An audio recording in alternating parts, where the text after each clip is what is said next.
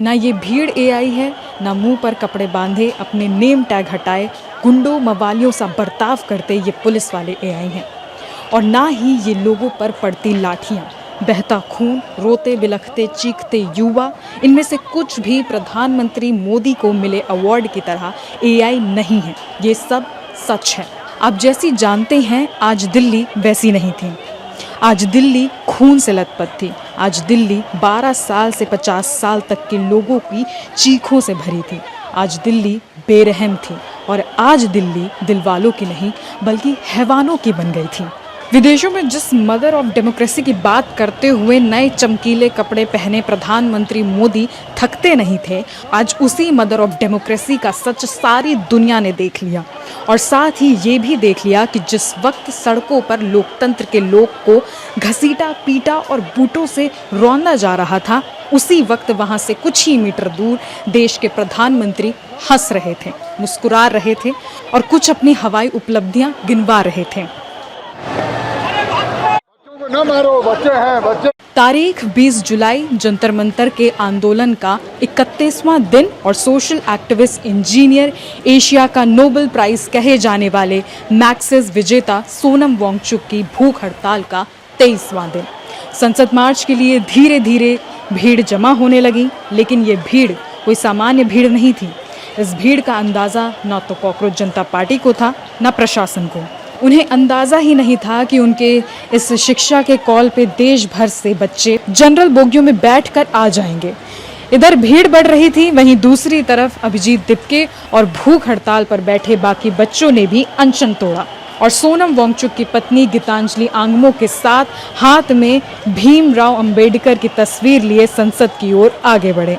वहीं इसके बीच एक तीसरा दृश्य भी चल रहा था जो आपको जानना ज़रूरी है। कॉकरोच जनता पार्टी के स्पोक्सपर्सन सौरभ दास और आशुतोष रांका जेपी नड्डा को अपनी 3 मांगे सौंपने गए थे और सारे देश को इंतजार था कि ज़रूर वहां से कोई खुशखबरी आएगी और सरकार बात मानेगी। लेकिन जिस समय देश को बातचीत से कोई रास्ता निकलने की उम्मीद थी, ठीक उसी समय सड़कों पर कहानी बिल्कुल उल्टी दिशा में आगे बढ़ रही थी।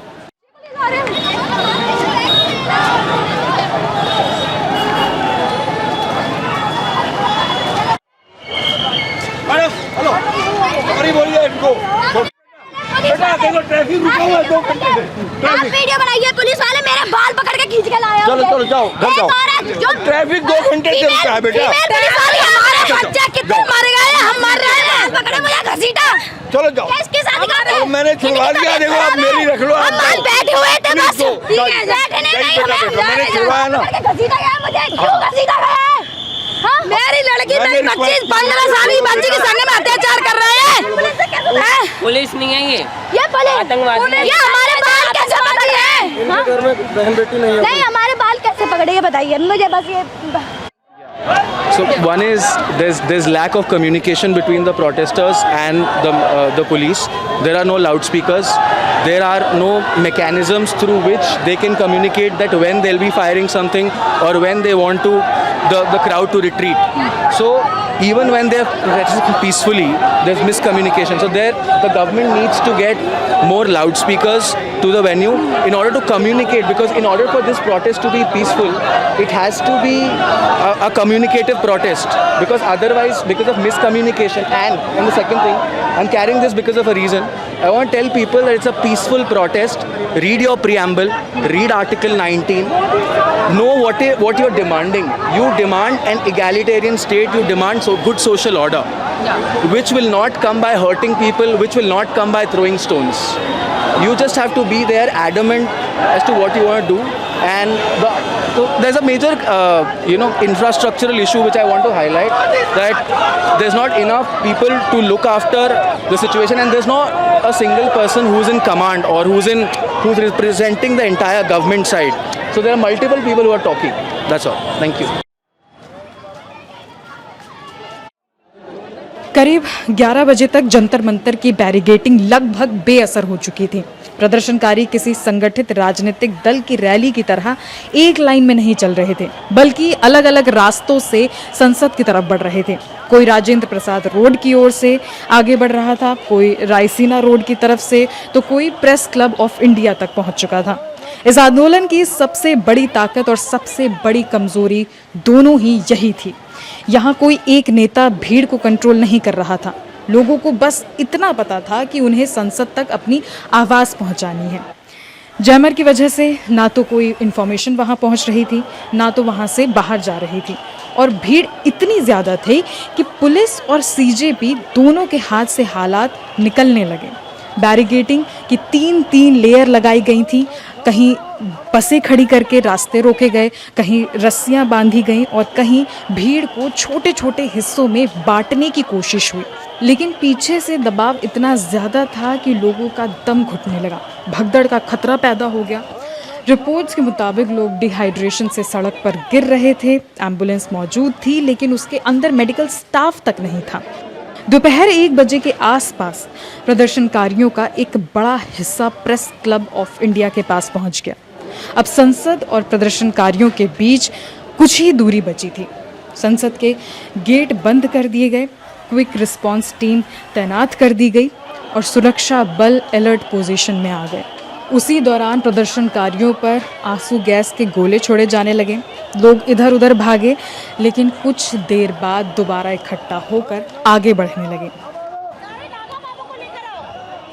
उधर सौरभ दास और आशुतोष रांका कई घंटों तक जेपी नड्डा से मुलाकात का इंतजार कर रहे।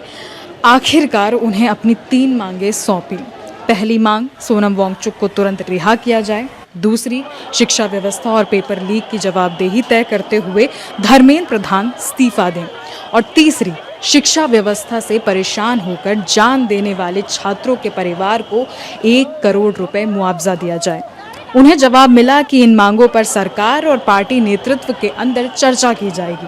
कोई ठोस फैसला नहीं आया, कोई लिखित आश्वासन भी नहीं मिला और ना ही आंदोलनकारियों के लिए कोई खुशखबरी बाहर आई। लेकिन जिस समय कमरे के अंदर बातचीत की जा रही थी, उसी समय बाहर पुलिस ने प्रदर्शन को खत्म करने की कार्रवाई तेज कर दी। करीब 2 बजे के बाद संसद की ओर बढ़ रहे लोगों को पीछे धकेलने के लिए खुलकर लाठियां चलाई जाने लगी। आंसू गैस के गोले लगातार छोड़े गए। जो लोग भाग रहे थे उन्हें भी पीटा गया, जो सड़क पर गिर गए उन्हें भी नहीं छोड़ा गया। कई युवक हाथ ऊपर करके खड़े थे, फिर भी उन पर लाठियां बरसाई गई।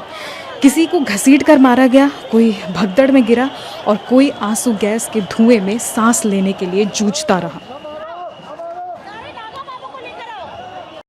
कॉकरोच जनता पार्टी ने आरोप लगाया कि गीतांजलि आंगमो के बाल खींचे गए और उनके साथ भी मारपीट की गई। 16-17 साल की लड़कियों तक पर लाठियां चलने की बात सामने आई और कई जगह प्रदर्शनकारियों ने ऐसे पुलिस वालों को भी पकड़ लिया जो अपनी लाठियों में कील लगाए घूम रहे थे और उससे बच्चों पर अंधाधुंध हमला कर रहे थे।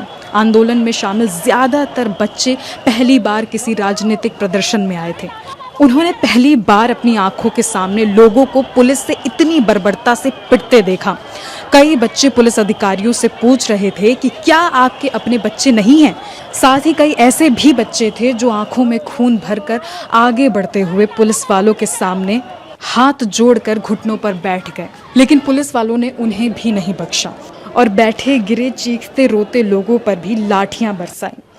करीब 3 बजे पुलिस जंतर मंतर की तरफ वापस बढ़ी। प्रदर्शनकारियों को वहां से खदेड़ा गया, मंच को बेतहाशा तोड़ा गया और उस जगह को पूरी तरह अपने कब्जे में ले लिया गया। जहां पिछले 1 महीने से छात्र अपनी बात रख रहे थे, कुछ ही देर में जंतर मंतर खाली दिखने लगा। लेकिन आंदोलन पूरी तरह खत्म नहीं हुआ था। पुलिस कार्रवाई के बाद अलग अलग जगह बिखरे प्रदर्शनकारी कैनॉट प्लेस के आसपास दोबारा जमा हो गए और यहीं से दिन का सबसे विवादित हिस्सा शुरू हुआ। दिन भर लाठी खाने और आंसू गैस झेलने के बाद कुछ युवाओं का गुस्सा फूट पड़ा। पुलिस की गाड़ियों के पास पत्थर फेंके गए, पुलिसकर्मी भी घायल हुए। लेकिन ध्यान देने वाली बात ये भी है कि कई वायरल वीडियोस में पुलिस भी प्रदर्शनकारियों पर पत्थर फेंकती नजर आ रही है।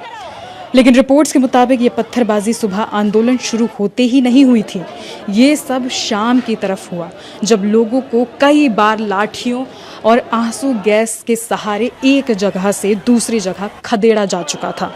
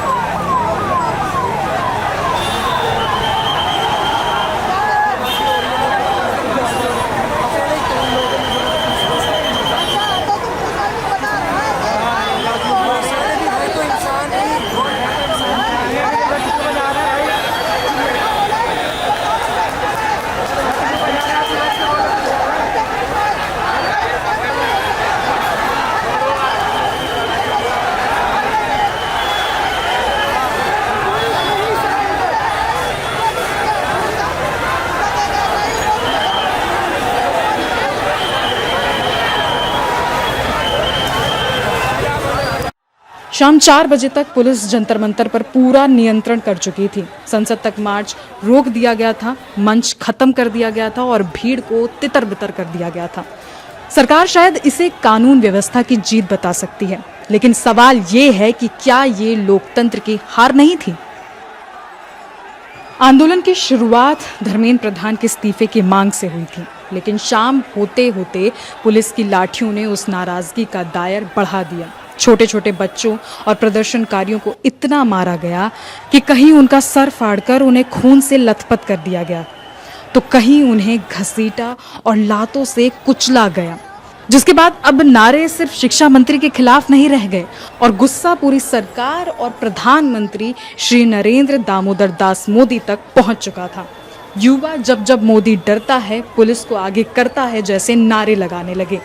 और अब हाल ये है कि ये प्रदर्शन खत्म नहीं हुआ, बल्कि फिर से प्रदर्शनकारी जंतर मंतर पर पहुंच गए हैं और उधर सोनम वांगचुक भी अपना अनशन जारी रखने की बात बता चुके हैं। इस पूरे मामले में पुलिस के ऊपर कई सारे गंभीर आरोप लगे हैं और वो आरोप इतने संगीन और इनह्यूमन यानी अमानवीय हैं कि सुप्रीम कोर्ट से उनका संज्ञान लेने की अपील की जानी चाहिए। जैसे पहला, पुरुष पुलिस द्वारा महिला प्रदर्शनकारियों को पीटना और उनके साथ कई जगह अभद्र व्यवहार करना। दूसरा, पुलिस द्वारा कील लगी लाठियों से प्रदर्शनकारियों पर हमला करना। तीसरा, फोर्स का अपनी वर्दी से अपना नेम टैग हटा लिया जाना, यानी अपनी आइडेंटिटी छुपाया जाना। चौथा, भीड़ का ख्याल ना करते हुए जानबूझकर ऐसी स्थिति पैदा करना जिससे भगदड़ मच जाए। और पांचवा, प्रदर्शन की जगह पर पहले से टूटी फूटी गाड़ियां और पत्थर से भारी गाड़ियां प्लांट करना और आसपास खड़ी गाड़ियों को खुद ही अपने हाथों से तोड़ना, जिसका आरोप बाद में प्रदर्शनकारियों पर मढ़ा जा सके।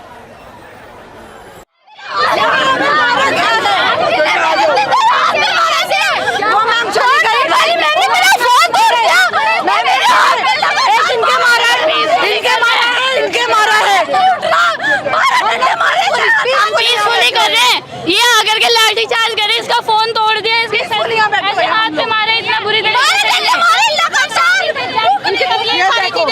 ये सारी चीजें जेंट्स पुलिस कर रही है इनकी, ठीक है।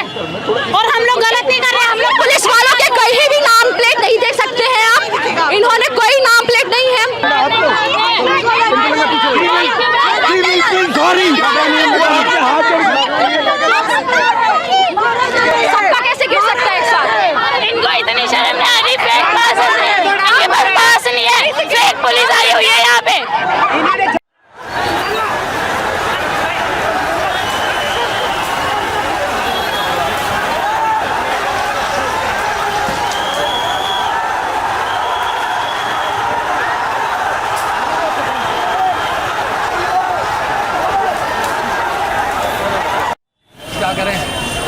कहाँ पैर में लगी आपके? पैर में यहाँ। 2 नंबर पे हो क्या? 2 नंबर पे हो क्या? आपका नहीं गिरा नेम प्लेट? आपका नेम प्लेट कैसे? क्योंकि सभी का गिर गया है ना, सारे पुलिस वालों का एक साथ ही गिरा है नेम प्लेट। पुलिस प्रशासन अपने ही देश के युवाओं के साथ ऐसा क्यों कर रही है? जवाब क्यों नहीं दे रहे हैं? पुलिस प्रशासन इतना क्यों कर रही है अपने ही बच्चों के साथ? सर आप कुछ तो अकाउंटेबिलिटी लीजिए। यहाँ पे पुलिस वालों की नेम टैग क्यों नहीं है सर? सर पुलिस वालों की बाकी लोग की क्यों नहीं है सर? टूट गई, सबकी टूट गई सर। ऐसे कैसे हो सकता है? सर की निकाली हुई है। काफी भीड़ देख रहे हैं।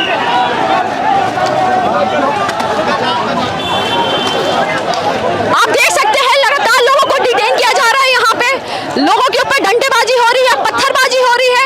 साथ में पुलिस में भाड़े की पुलिस आई है जिनके पास नंबर टैग तक नहीं है, नाम तक नहीं है।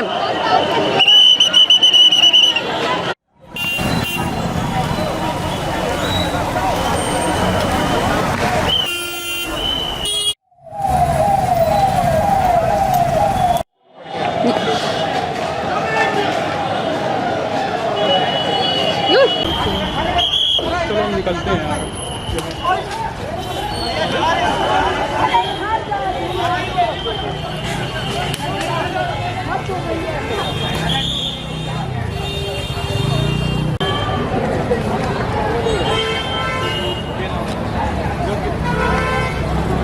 किसी के नंबर प्लेट नहीं है इनका, नंबर प्लेट हटा दिया। नाम नहीं है इनका,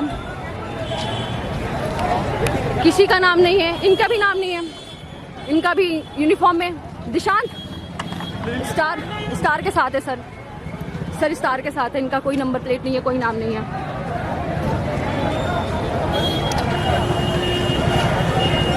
I've come from Bombay.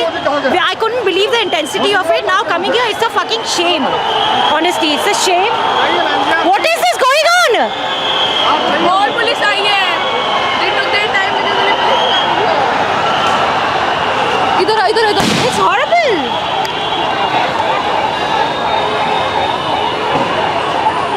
क्या कहेंगे बाबा, हिंदुओं की सरकार क्या कहेंगे सर? क्या ये कहने के लिए हिंदुओं की सरकार है? शर्म आती है कि सरकार में बच्चों के साथ ऐसा व्यवहार है जैसे आतंकवादी हैं। लगातार अच्छा 30 दिन से धरना प्रदर्शन चल रहा था, सरकार के प्रतिनिधि क्यों नहीं आए बात करने के लिए? वही तो मेरा कहना, तभी मैंने कहा कि कोई अधिकारी आवे, मंत्री आवे, मोदी को खुद आना चाहिए। इतने बच्चे सड़क पर हैं, उनको आना चाहिए। यदि वास्तव में नेता है वो, प्रधानमंत्री हैं। बच्चे घायल हो जाए, 18 साल के बच्चे, उनको चोट लगी है सर। लगी है, मैं खुद देख रहा हूँ। मैं शुरू से यहाँ हूँ और इसीलिए वहाँ हूँ कि बच्चों के साथ जो हंगर स्ट्राइक पे थे, इमीडिएटली उनको उठा के भगा दिया गया, उनका सामान वहाँ पड़ा है। सब गलत हो रहा है। ये बरजात लोकतंत्र का वो हो रहा है, मजाक है, हनन हो रहा है। और ये तानाशाही बुता रही सरकार, और इस सरकार का अंतिम दिन आ गया है और आज से इसकी उल्टी गिनती शुरू है। मैं या मेरी पूरी टीम किसी भी तरह की हिंसा का समर्थन नहीं करते, बल्कि हिंसा की जगह हमारे लोकतंत्र में नहीं होनी चाहिए। अब चाहे वो प्रदर्शनकारियों की तरफ से हो या पुलिस की तरफ से। अब इस प्रदर्शन का आगे क्या रूप होगा ये तो वक्त ही बताएगा, लेकिन ग्राउंड पर दिल्ली में जो हुआ उसकी उम्मीद कोई भी जनता अपनी सरकार से नहीं करती।